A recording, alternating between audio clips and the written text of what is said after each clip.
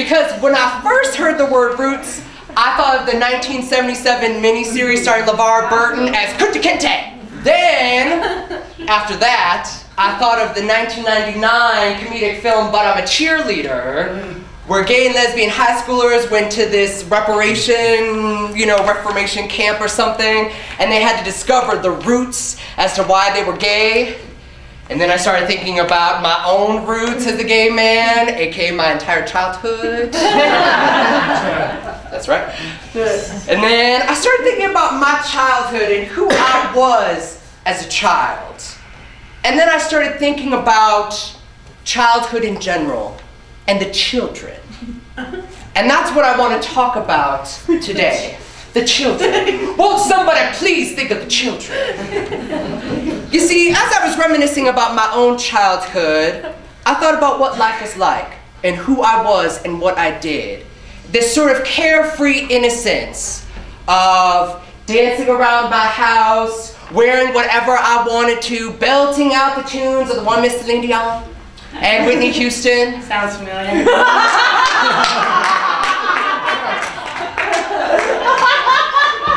I used to put on my pajama bottom pants on my head and pretend they were pigtails.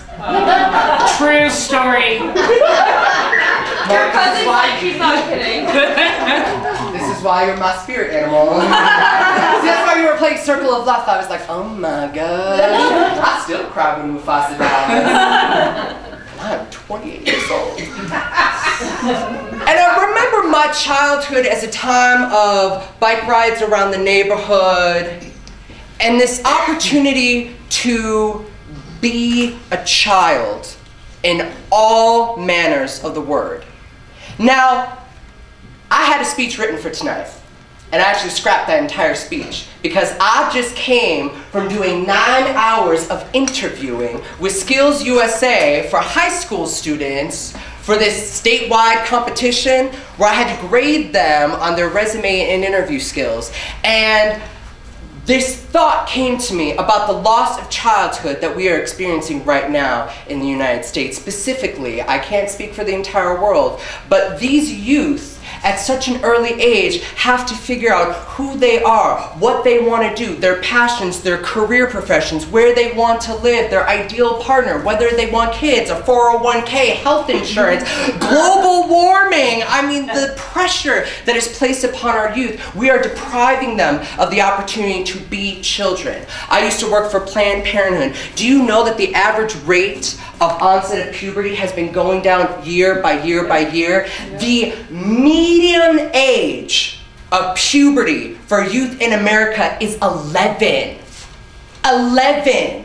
I used to do after-school programs with middle school girls, and one of my 6th grade girls walked into my group pregnant. 6th grade, pregnant. And this has become the standard of the world in which we live in right now. In fact, we are depriving our youth of their childhood because childhood has a horrible connotation in our society. How many times do we hear the words, they're a big child, juvenile, childish, children are unruly. In fact, the children are so unruly in our classroom, we medicate them because we are incapable of dealing with children expressing themselves or fidgeting or speaking out of turn. We want them to be mini adults. By the time that they're 6 years old, we are depriving them of the opportunity to express themselves. And I think back about my childhood and who I was and what I was able to do and express myself freely to figure out who I was outside of the parameters of a job or a career or a passion. I looked at the resumes of these youth. They had more skills and jobs and internships than some of my adult friends. And there is a pressure that we place upon their shoulders to be adults. And what happens? When we deny them of that childhood, we tell them to grow up, man up, be serious, get tough, figure it out, get in line. And suddenly you have this youth that are transitioning into adulthood, into this career profession, and spending years in this world that is unfulfilling to them. So by the time that they're 40, 50, 60, they reach this midlife crisis, realizing they are unfulfilled in their life. So what I want to read to you is one of my favorite quotes of all time. You probably have heard this quote before. It often goes viral on the Book of Face many times. In many shamanic societies, if you came to a shaman or medicine person complaining of being disheartened, dispirited, or depressed, they would ask you one of the 4 questions. When did you stop dancing? When did you stop singing? When did you stop being enchanted by stories? And when did you stop finding comfort in the sweet territory of silence? Where we stop dancing, singing, being enchanted by stories, or finding comfort in silence is where we have experienced the loss of soul. Dancing, singing, storytelling, and silence are the 4 universal healing salves. And that's what I want to talk about with you this fine evening. We have forgotten how to play. That's right, absolutely. And I feel like as adults, we need to reconnect to our childhood selves. Now it's funny, if you often go to a psychologist or work in sort of any psychological, psychiatric capacity, your inner child is often demonized and vilified as being the root of all of your psychological traumas. That inner voice inside of you that is causing all sorts of chaos, the whining and complaining and the tantrum and the... But what happens if you connected with your inner child, listened to your inner child, fed and nourished your inner child, but also learned from your inner child? What happens if we learn to not take life so seriously? What happens if we learned to dance unabashedly?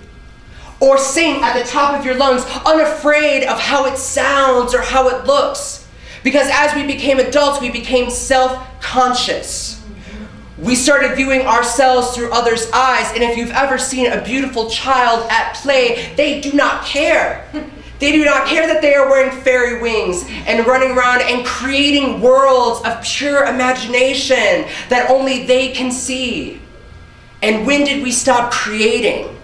When did we stop being generators in our own lives and simply became consumers of how others feel that we should be, living the lives that others think we should live, and walking the line that others feel that you should follow? When did we stop listening to our inner child? When did we start repressing that side of ourselves that told us it was okay to play? We now live in this world where everything is so serious. I teach yoga. For those of you who don't know, the #1 thing that all of my students come to me and say is they have tight shoulders and tight necks, because this is how we go around in the world.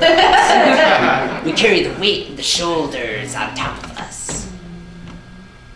And what happens if we just released and allowed ourselves this opportunity to have a little fun, to play, to not take ourselves so seriously, and to give us permission to be children? So I'm very fortunate in that I am a member of the Utility Players, which is Reno's #1 comedy troupe. Professional children. Professional children. And we run a workshop called The Art of Playing. Because this idea that as corporations, if you're able to play together, you're able to work together. And this entire workshop is centered on reconnecting with our childlike selves and learning how to have fun in the workplace. Because sometimes you walk into these professional arenas and it's all like, you can feel the palpable tension of like, ooh, there's some like drama mama going up in here. But the ability to laugh, it's such a gift that we can give ourselves and give other people. And again, you watch and observe children on a playground and you see the way in which they interact with each other. It's really quite remarkable in the way in which there's no status, there's no class divisions, there's no strata that separates children, especially on the playground, just an inherent want to play and have fun. And then we grow up And we divide and we divide and we divide and separate from one another. And I'm up here and you're up there and we can't connect because you're this and I'm that. And we stop seeing each other as human beings. We stop seeing each other as generators. We stop seeing each other as connected. Because we're all connected in the great circle of life. The great tree that produced us all. We are all connected. But when did we stop seeing each other as connected? So, my dear brothers and sisters, members of the Alchemist community, I ask of you to reconnect with your childlike selves, to laugh a little bit more, to dance a little bit more, to sing at the top of your lungs, even if everybody is watching you, and to take life just a little bit less seriously and enjoy it just a little bit more. Can I get an amen? Amen!